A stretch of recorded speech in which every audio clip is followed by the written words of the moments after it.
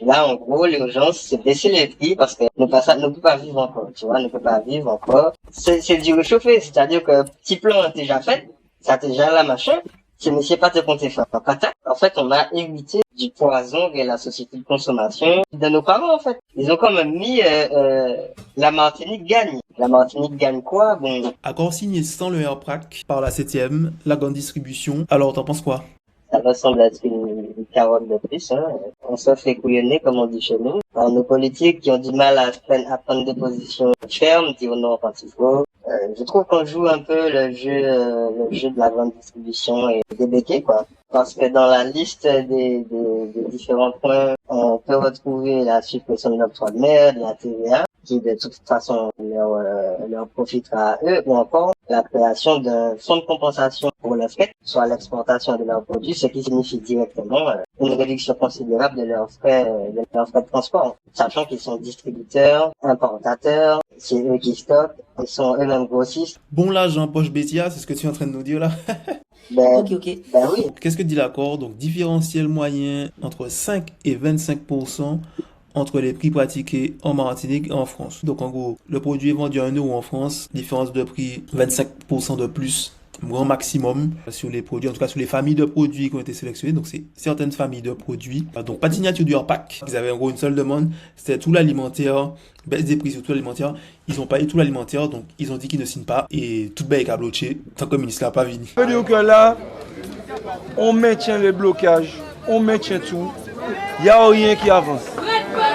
dans les différents points de l'accord, on a 2 millions, ouais, c'est 2 millions d'euros, en fait, alloués aux agriculteurs, à la filière agricole, pour le développement, soi-disant, de l'autonomie alimentaire de la Martinique. Les gros planteurs de bananes, Bananes Mart et compagnie, et ouais, ça a pas mal de millions de subventions chaque année. Et en fait, 2 millions d'euros pour la filière agricole en Martinique, ça représente c'est des miettes, quoi, c'est pas grand-chose. POSEI, c'est Programme d'options spécifiques à l'éloignement et à l'insularité. En gros, c'est des aides pour les agriculteurs, pour les régions, ça s'appelle les régions ultra-périphériques. Bah ouais, île Canaries. Açores, Madère, Guyane, Martinique, Réunion, Saint-Martin. En tout cas, ça rejoint un peu ce que disait Gladys. C'est qu'en gros, ils ont fait un rapport de force, en fait, avec l'État et avec la grande distribution. Et en gros, les politiques, bah, on sait pas trop ce qu'ils faisaient depuis 30-40 ans. En fait, sur ces sujets-là très spécifiques, sur la vie chère, etc., ils ont profité pour faire entrer des mesures qui sont importantes. Mais genre le POSEI, tu vas pas me dire que c'est la grève de la vie chère qui fait que tu déclenches, tu mets en place le POSEI. C'est des dispositifs européens, ça existe déjà. Donc effectivement, assez bizarre, baisse sur la vie chère. Mais l'éléphant dans la pièce, c'est en fait le système économique martiniquais est très simple. Tu exploites des gens et la terre pour faire ton bif. Ensuite, abolition de l'esclavage, les gars exploitent les ouvriers agricoles, chlordécone, etc. pour faire de la banane en masse. Il y a eu beaucoup de pression pour qu'une agriculture en fait vivrière ne puisse pas se développer. Un gros problème de ce côté-là, c'est que t'as pas de terre pour l'agriculture et en fait le système économique en Martinique, bah, en fait c'est le système, c'est-à-dire que l'économie sur l'île est conçue pour exporter des produits vers la France, la banane, la canne, et pour importer tout ce qu'elle consomme exclusivement avec la France. Et donc, tant qu'en fait ce problème-là n'est pas résolu, ça va être toujours la même problématique. Et quand on parle d'importation, ben, t'as des gros monopoles, des oligopoles, comme on dit, il n'y a pas de monopole en Martinique, mais qui peuvent s'entendre sur les prix pratiqués. Donc, il y en a encore qui est signé, mais est-ce que ça règle le problème, en fait, ce que propose la CTM, ce que les politiques martiniquais ont profité pour mettre dans l'accord? Ce serait intéressant. Enfin, c'est difficile de trouver des émissions de qualité. Il n'y a pas d'émissions de qualité sur le sujet. Je regarde, en fait, ils font que des débats. La dernière fois, il y avait un débat sur matière première. Ils invitent le RPRAC, la grande distribution. Et en gros, ça se renvoie la balle. Alors, en fait, les gars invitaient des économistes, des sociologues martiniquais qui vont expliquer, OK, l'économie martiniquaise, comment elle fonctionne, c'est quoi les grands chiffres, c'est quoi des pistes pour sortir de là actuellement. Cette dépendance économique de la Martinique est organisée dans les années 60 par ce qui s'appelle la doctrine Debré. C'est une politique de l'État de nous rendre dépendants, mais aussi, finalement, de peut-être nous donner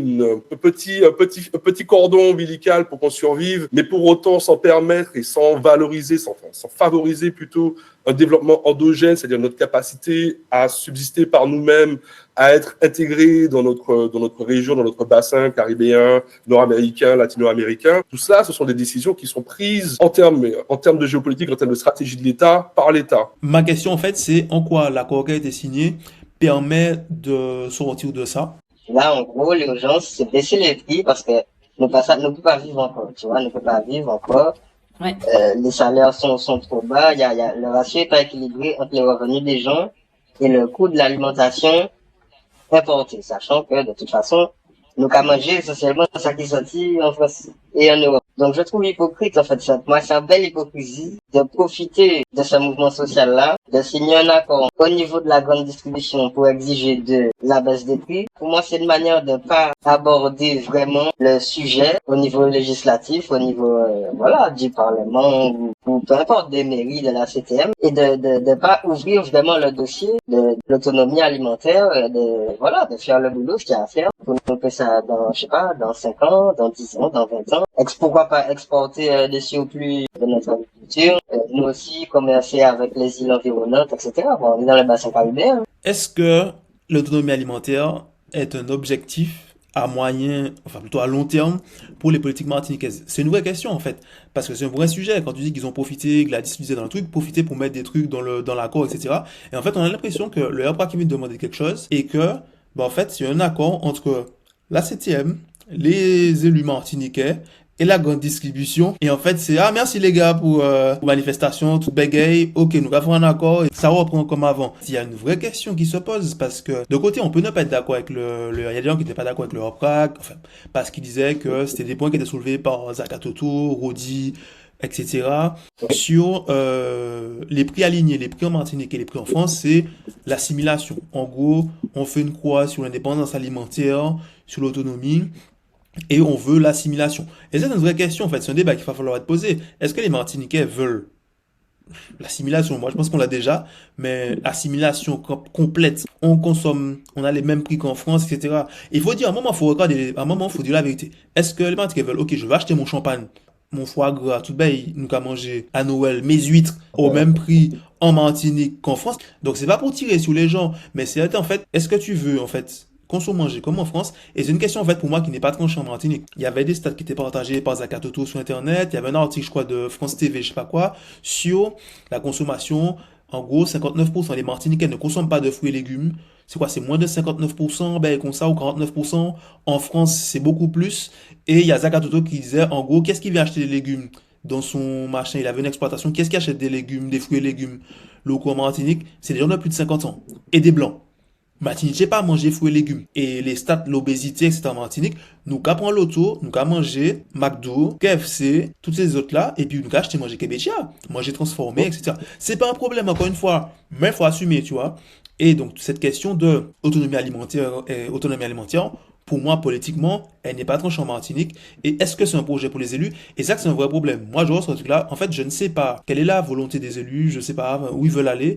En fait, et c'est intéressant parce que moi, les élus martiniquais, je vois qu'en fait, le RPRAC, il est fâché, tout le monde est fâché, machin, la vie chère. Parce que mon cas, ouais, misère, en fait. Tout le monde, c'est cher. Ah, ben, tu nous plains, frère, tu nous plains. Tout le monde prend du fer. Le RPRAC, il est fâché, blocage, etc. Et puis, les politiques, là, quand il est comme d'habitude, tous les 10 ans, les politiques martiniquais, en fait, se réveillent. Et oui, on va demander ci, on va demander ça. Les Chimi, ça fait 30-40 ans, les Chimi qui a fait politique. Nilor est en politique depuis, avec Marie-Jeanne, ça fait au moins 20 ans que Nilor est en politique. Les gars, c'est des vieux briscards. Et en fait, la question, en fait, c'est que font les élus martiniquais?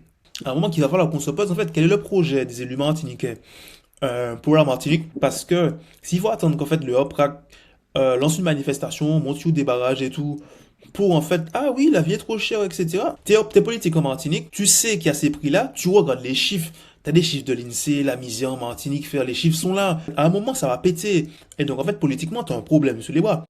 Par exemple, je tiens à rappeler, nous qu'à rappeler que l'année passée, il y a eu une commission d'enquête parlementaire, justement, c'est ce sujet. Je crois que c'est un truc de Cécile Marant qui rappelle, en fait, que les 54 familles de produits, c'est une proposition d'origine en fait de la grande distribution formulée il y a 1 an à la commission d'enquête parlementaire. C'est-à-dire c'est du réchauffé, ça fait 1 an. Et si c'est Cécile Marc qui l'a dit, je la crois. C'est du réchauffé, c'est-à-dire que petit plan est déjà fait, ça t'est déjà là machin.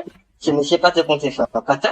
Et là, comme peuple à lever, comme mobilisation faite, CRS venu battre mon gouvernement. Donc là, ils essayent de, voilà, oui, ça y est, de 54 familles de machin truc. Mais oui, pour moi, c'est une vraie question. Qu'est-ce que veulent les Martiniquais? J'ai eu l'occasion d'en parler avec un certain nombre il y a quelques jours, quelques temps, et en fait on n'est pas au clair sur ça. Je trouve que la population est clivée. T'as des gens qui souhaitent en fait qu'on prenne ça en main d'un point de vue production, d'un point de vue autonomie alimentaire. On vit sur une île, etc. On peut pas dépendre de l'importation. Et d'un autre côté, en fait, jeunes et moins jeunes, je tenais à revenir sur ça. En fait, on a hérité du poison et la société de consommation de nos parents, en fait. Nos grands-parents encore, ça allait. Bien que la télé, ça a commencé avec eux. Mais avec les pubs, la télé, la mondialisation, en même temps l'arrivée de la société de consommation, etc. Ben, du coup, notre mode de consommation, nos habitudes alimentaires ont changé. Et t'as une grande majorité des... Pourquoi? En fait, tu parlais de Zakato tout à l'heure. On peut aborder le sujet sous différents angles. Parce qu'en fait, la société de consommation, c'est un truc qui a été créé, ça a été pensé. Si les gens aujourd'hui s'alimentent comme ils s'alimentent, c'est aussi parce que on les a incités à ça, on leur a donné l'habitude aussi de consommer comme ça. Après, c'est à nous de savoir qui ça nous l'est et consommer en conscience, quoi. De revoir, revoir nos façons de faire. Faut dire que c'est vrai que ça coûte cher hein, de s'alimenter local, bio, machin, en Martinique. Il faut savoir que c'est comme ça partout. Je tiens à rappeler ça aussi. Les produits de merde sont moins chers. Et si tu veux t'alimenter correctement, ben, tu as un choix à faire. Mais après, c'est à nous aussi on vote pour des gens, mais nous pas qu'à exiger d'io, de suivre direction, mais si nous-mêmes, en fait, entre nous pas clair et ça. Alors oui, il y a le fait qu'effectivement, les gens doivent savoir ce qu'ils veulent, où ils veulent aller. Mais il y a aussi, en fait, pour moi, ça marche avec un peu de tête. Donc tu votes pour des gens qui sont censés avoir des projets, etc. Ouais. On a bien vu qu'en fait ça marche pas. Les gars font ce qu'ils veulent, le peuple, les gens sont déçus. Du coup, on fait de la démocratie participative, machin, truc, etc. Essayer d'inclure les gens. Mais à ce moment-là, il faut l'organiser en fait ça. En Martinique, où elles sont les réunions il y a des gens qui sont des spécialistes dans ça, que tu peux revenir, des consultants, où elles sont les réunions de démocratie participative pour, ok, la CTM ça fonctionne comme ça, les projets c'était ça, on va aller là, tu inclus des gens, tu les formes sur le sujet et on fait des débats. Et j'en sais rien, on fait un référendum, on fait des trucs pour que les gens puissent voter. Mais on peut faire des référendums, je sais pas, d'initiative locale en Martinique, impliquer les gens pour savoir où vous voulez aller. Est-ce que vous voulez qu'on aille vers l'autonomie alimentaire? Ça veut dire ça, c'est ça le plan. Ou est-ce que vous voulez, ben voilà, en gros, on consomme, on continue à importer 80% et on consomme des produits transformés importés de France. Et à ce moment-là, au moins, les gens peuvent décider. Mais c'est aussi le travail des élus à un moment de driver ça. Pour moi, les gars, ils avaient, avec la mobilisation populaire, les gars, ils avaient un poids pour peser face à la grande distribution, face à l'État. Et en fait, j'ai l'impression qu'il y a un accord, ils sont contents, accord historique dit la CTM et les chimie. Mais en fait, c'est quoi le plan pour la suite? Ok, on a baissé un petit peu les prix. Mais c'est quoi le plan pour l'après? Parce qu'en fait, comme on a dit tout à l'heure, le système en fait économique martiniquais n'est pas réformé, l'économie de comptoir n'est pas réformée, et donc j'ai l'impression que les politiques sont contents, ils ont éteint l'incendie, en tout cas ils pensent avoir éteint l'incendie. Leur PAC a dit ben il n'est pas fini, tant que le ministre ne vient pas, personne ne s'y occupe. Mais au moins leur PAC, j'ai envie de te dire, leur demande est claire. On peut être d'accord ou pas, mais la demande est claire. C'est les gars, ils veulent une baisse de prix sur tout l'alimentaire, c'est non négociable. Mais ça serait intéressant qu'il y ait des débats là-dessus. Ok, est-ce que c'est possible ou pas? Si c'est possible, pas que ce soit les groupes alimentaires qui disent c'est pas possible, est-ce que c'est possible ou pas? Et qu'est-ce qu'on fait? Et les politiques martiniquais, ils sont contents, ils ont signé leur petit accord. On a accepté, on a signé, on a pris que 60 familles de produits proposées par la grande distribution. Il y a un an. Après la commission d'enquête, Oui. vous n'obtenez rien en fait. Si les gars proposent ça, c'est que ça les arrange, ça les dérange pas ou c'est un moindre mal pour eux. Donc c'est une proposition en fait de la grande distribution qui a été acceptée là globalement. En partie, il y a 2-3 artifices de la CTM dedans, et donc en fait, on peut comprendre la position du RPRAC, mais au niveau, encore une fois, des élus martiniquais, si on regarde les parties, la grande distribution, ils sont contents. L'État va compenser une partie, octroi de mer, TVA. Tant que la fréquentation de leur magasin ne baisse pas, ils sont contents, leur chiffre d'affaires va peut-être se maintenir ou va augmenter. En fait, si tu as plus de clients, peu importe tes marges, si tu as plus de clients, tu feras plus de chiffres. Au niveau des politiques, j'ai l'impression, peut-être que je me trompe, mais ça veut s'exprimer aussi, et c'est aux journalistes de les interroger, que leur volonté c'était d'éteindre l'incendie, bien évidemment, calmer l'incendie, parce que tout bien qu'à brûler, machin, c'est pas bon pour pour eux, ça. Donc calmer l'incendie, c'est pas sûr que ce soit atteint, et leur PAC, ils sont pas contents. En fait, t'as 3 parties, la grande distribution, ils sont contents, c'est leur proposition qui a été acceptée. Leur PAC a dit, ben en fait, on n'est pas content, on ne signe pas, ils sont pas signés. La CTM et les politiques disent, ok, on a signé, accord historique, etc. Donc en fait, c'est assez bizarre. Vous faites un accord, et les parties qui ont signé, il y a a priori 2 sur 3 qui sont d'accord. Où on va avec cet accord? Votre accord, sur quoi il tient si il y a qu'une seule des parties qui est pleinement satisfaite, puisqu'on t'a bien vu que ton système, ton économie coloniale, où tu as des oligopoles, tu ressors de trucs avec des grands groupes qui détiennent en fait toutes les grosses industries. En fait, tant que tu ne réformes pas ce système-là, en fait, ton problème de vie chère, ton problème de pauvreté, de ton économie défaillante, il va forcément t'éclater à la figure à nouveau, même si c'est dans 5, 10, 15, 20 ans. Donc, je m'interroge sur le projet des politiques martiniquais. Pour moi, il n'y a pas de plan. Pour moi, il n'y a pas de plan. L'objectif de cette table ronde-là, de cet accord-là, pour moi, c'est pas d'améliorer les conditions de vie des Martiniquais. Les gars, ils ont vu, il y a une étincelle, il dit, fais comment c'est pris, comme tu dis, et les gars, ils ont juste mis la couverture de la marmite, c'est tout. Nos cas couverts différents, et oui, moi, je pense qu'ils ont fait vite de signer un accord là. C'est aussi pour éviter de répandre le feu aux poudres dans les autres françaises. Les gars, ils ont voulu rapidement dire, voici, on a trouvé une solution, la Martinique sort par le haut. À la fin du communiqué de la CTM et de Serge Letchimy, là, ils ont quand même mis, la Martinique gagne, avec des émojis, point levé. La Martinique gagne quoi? Bon, c'est de la com. C'est-à-dire, voilà, ils sont vraiment dans un truc de communication, de dire, oui, voilà, on a fait.